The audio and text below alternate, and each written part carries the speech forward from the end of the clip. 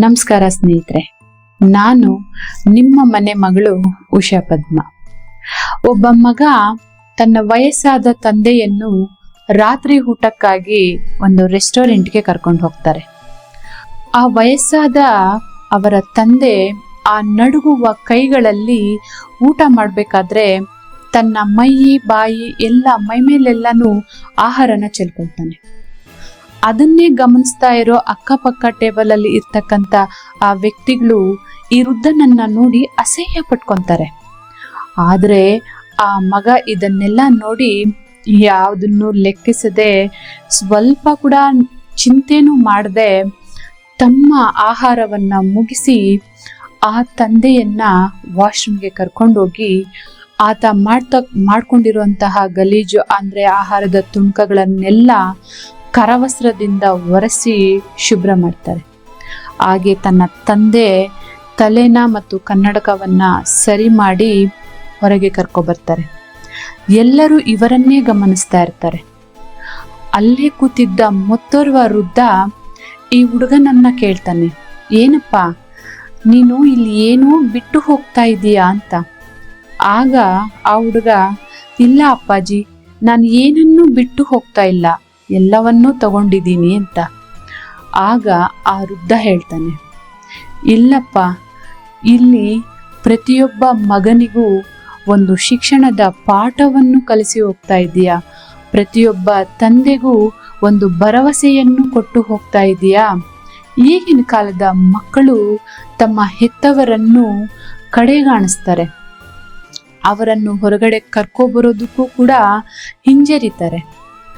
ಅವರಿಗೆ ನೀವು ಮನೆಯಲ್ಲೇ ಇರಿ, ನೀವು ಅಷ್ಟು ದೂರ ಬರೋದಕ್ಕೆ ನಿಮಗೆ ಶಕ್ತಿ ಇಲ್ಲ, ನೀವು ಅಲ್ಲಿ ಬಂದು ಆ ಆಹಾರವನ್ನು ಊಟವನ್ನು ಸರಿಯಾಗಿ ಮಾಡೋದಿಲ್ಲ, ನೀವು ಅಲ್ಲಿ ಬರೋದಕ್ಕೆ ಬದಲು ನೀವು ಮನೆಯಲ್ಲಿದ್ರೇನೆ ಒಳ್ಳೇದು ಅಂತ ಹೇಳ್ತಾರೆ.